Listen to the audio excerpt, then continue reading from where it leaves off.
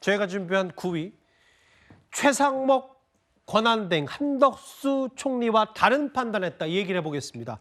앞서 속보로 만나봤다시피 한덕수 총리와는 달리 최상목 권한대행은 조금 전에 본인이 주재한 첫 번째 국무회의에서 헌법재판관 2명에 대한 임명을 수행했습니다. 다만 야당이 얘기한 이른바 쌍특검법에 대해서는 거부권 행사했는데요. 그 첫 번째 국무회의 목소리 직접 한번 들어보겠습니다.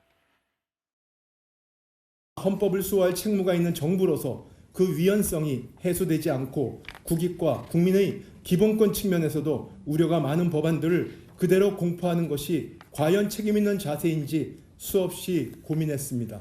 여야가 다시 한번 머리를 맞대고 모두가 동의할 수 있는 합리적인 방안을 강구해 주실 것을 호소드립니다.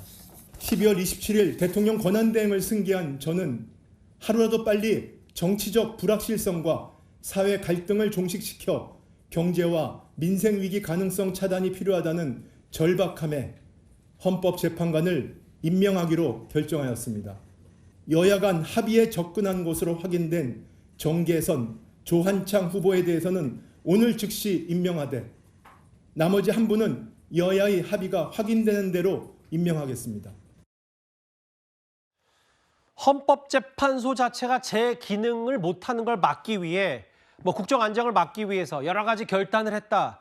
최상목 권한대행 여러 절충점이다라고 얘기를 했었는데 한번 좀 만나봐야 될 것 같아요. 이현정 의원님. 네. 근데 앞서 저희가 뉴스탑들 앞부분에 속보로 만나봤다시피 권성동 원내대표도 야당의 압박에 굴복했다 이런 표현을 썼다면 우원식 국회의장도 최상목 권한대행을 비판했어요. 그러니까 이제 지금 최 대행의 결정이 양측을 다 환영받지 못하지만 저는 절충점이라고 보여집니다. 정치라는 게 누구나 다 만족시킬 수 없는 상황 아니겠습니까?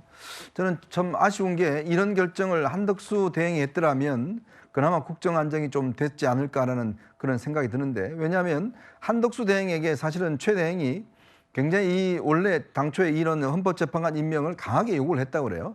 가장 큰 이유는 뭐냐면 지금 외국의 시선이 한국에 대해서 굉장히 불안해하고 있다.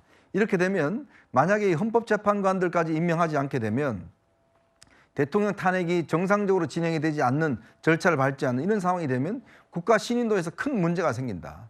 자, 그렇기 때문에 경제의 어떤 안정을 위해서라도 헌법재판관은 정상적으로 임명해서 헌법적 절차를 밟아 나가는 것이 국가 신인도에 굉장히 중요하다는 부분들을 한덕수 대행에게 수차례 이야기했지만 한덕수 대행이 또 처음에는 수긍을 했다고 그래요. 근데 막판에 입장을 바꾸면서 지금 이제 한덕수 대행이 탄핵이 소추가 됐고, 그래서 지금 이제 이 최 대행 같은 경우는 본인의 소신대로 했지만, 그러나 그 중에서 아까 제가 말씀드렸지 마은혁 후보자 같은 경우는 원래 이분이 이제 운동권 출신입니다. 노동운동을 했고 인민노련 운동권이었고 그동안 여러 가지 재판에서 친 어떤 노동계 또 이런 어떤 이 논란이 있었어요. 자, 그런 지적이 있다 보니까 아무래도 이제 국민의힘 쪽에서 꽤 반발이 있었습니다. 그래서 그 국민의힘의 어떤 여러 가지 여론들도 아마 좀 고려를 한 것 같아요.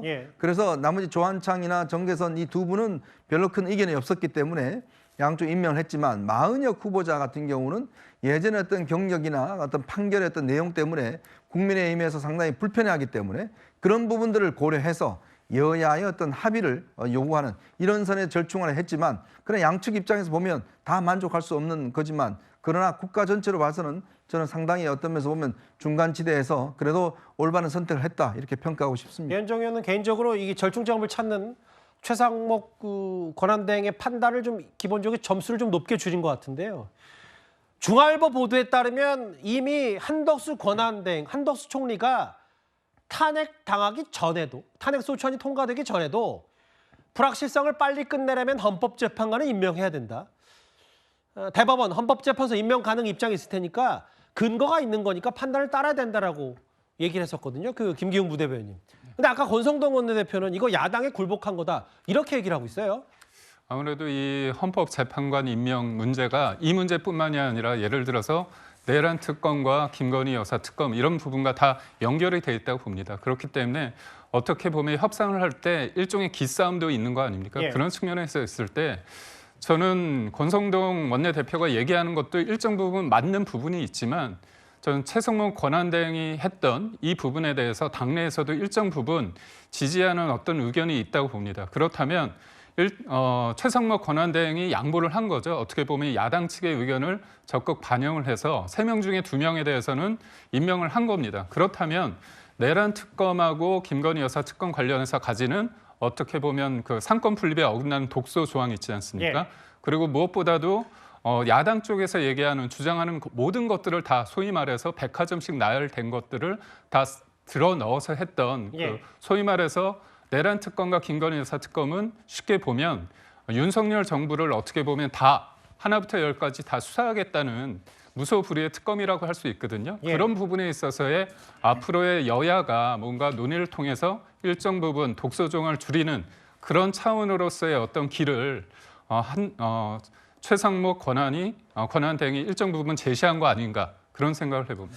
근데 이제 김진욱 대변인께 이 질문을 드릴게요. 물론 뭐 우원식 국회의장도 그렇고 아니 입법부에서 3명 다 임명 동의해서 했는데 누구는 임명하고 누구는 안 하냐 뭐 이런 부분도 있겠지만 기본적으로 야당이 윤석열 대통령에서 꽤 비판했던 것 혹은 정부 여당을 비판했던 것 헌법재판관 임명을 안 해버리면서 탄핵 심리를 늦추려는 침대 축구 아니냐고 비판했는데 예를 들어 그게 절충점이라서 정계선 조한창 2명을 임명했다고 하면 불안진하지만 8명 체제가 헌법재판관이 되면 탄핵 심리 앞으로 절차대로 될 거고 이 정도면 야당에서도 어느 정도 만족을 해야 되는 거 아니냐 이런 시각에 대해서 어떻게 생각하세요?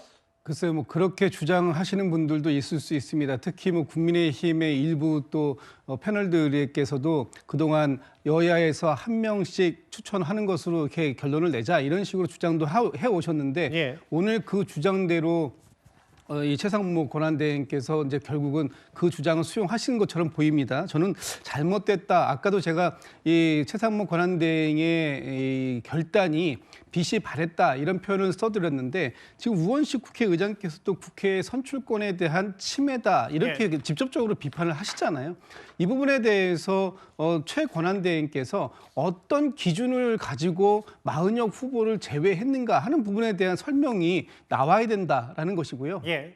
지금 국회에서 이 또 추경호 전 그 원내대표께서 국민의힘에서도 합의했었던 사안에 대해서 이렇게 손바닥 뒤집듯이 뒤집는 방식 이거는 마땅치 않다. 그리고 이거는 국회가 이 정부에다가 보낸 이 임명 동의안에 대해서 일부만 선택적으로 수용하는 방식은 이것은 권한대행의 권한 밖에 있는 것이 아닌가 이런 말씀을 좀 드릴 수밖에 없는 상황이다. 그래서 오늘 이 최 권한대행께서 물론 지금의 헌법재판소의 인원을 6명에서 8명으로 충원한 거 이것에 대한 평가 이것도 뭐 일부 있을 수 있겠습니다만 저는 완전히 충원할 수 있었음에도 불구하고 그것을 일부만 선택적으로 충원한 것에 대해서는 또 최 권한대행께서 책임을 좀 지셔야 될 부분이 있을 것이라는 생각이 들고 잠깐만요. 말씀 끊어 죄송한데 책임을 진다는 건 뭐 김진욱 그 대변인의 개인적인 의견을 전제하면서도 또 탄핵 소추안 최상목 대행 할 수도 있다는 얘기예요? 아니 뭐 그런 방식의 책임까지는 저는 아니라고 봅니다만 예. 저는 또 거기까지 가는 것이 과연 바람직할 것이냐 하는 부분은 또 다른 논란을 만들 것이기 때문에 예. 지금 오늘 최상목 권한대행께서 이 부분을 말씀하시면서 이런 말씀도 하셨더라고요. 이 그 갈등, 대립, 혼란이 지속돼서는 안 된다. 정치적 불확실성, 사회 갈등을 종식시켜야 된다라고 말씀하셨는데 오늘의 이 결단은 이런 이 정치적 불확실성이 또는 사회적 갈등이 종식되는 방향이 아닌 것 같다라는 제 판단을 말씀드린 것이고 이 점에 선택하신 최 권한대행께서도 나름의 정치적 책임이 전 있을 것이다 이런 말씀을 드리는 겁니다. 한 75일 만인가요? 2달 만에 이제 헌법재판소가 이제 드디어 9인도 아닌 8인 체제가 됐고 최상목 권한대행의 오늘 거의 이제 그 행정부 수반으로서의 첫 번째 판단 중에는 헌법재판관 3명 중에 2명 임명을 했고 1명은 여야 합의를 해오면 할 테니까 일단 보류하겠다는 건데 근데 이현정에는 이런 부분이 있을 거예요. 한덕수 총리와 최상목 대행을 좀 비교해보면 똑같이 일반 내란과 김건희 여사 특검법은 거부를 했어요. 헌법재판관은 거부했고 이 일부 수용했고 이 얘기는 여권 내부에서도 좀 논란이 있었거든요. 아니 권한대행이면 거부권도 행사할 거면 임명도 하든지 둘 다 안 할 거면 안 하든지 뭐 이래야 되는데 한쪽은 거부권을 쓰고 한쪽은 또 임명을 안 하고 이 부분이었는데 어쨌든 최상목 권한대행 안에서는 논리적 모순이 일단 없는 셈이 된 거네요. 그렇죠. 아마 그런 어떤 논리적으로 사실 이제 한덕수 대행 같은 경우도 헌법재판관 임명은 해야 된다라는 쪽에 건의가 많았음에도 불구하고 글쎄요, 갑자기 저렇게 이제 거부한 것 자체는 저는 참 아직까지도 잘 이해가 안 됩니다. 그렇지만 최상목 대행 입장에서 보면 더 이상의 탄핵이라든지 이번에 아마 무한 참사 보셨으면 알겠지만 정부가 이렇게 무력화되면 이런 국민의 어떤 생명과 안전이 위협당한다는 거, 그건 아마 최상목 대행이 이번에 무한 현장에 내려가서 뼈저리게 아마 느낀 것 같아요. 예. 그래서 정부를 어떻게 하든지 간에 유지시키고 이걸 국민들의 어떤 생명을 보장해야 된다라는 어떤 절박감이 있었을 겁니다.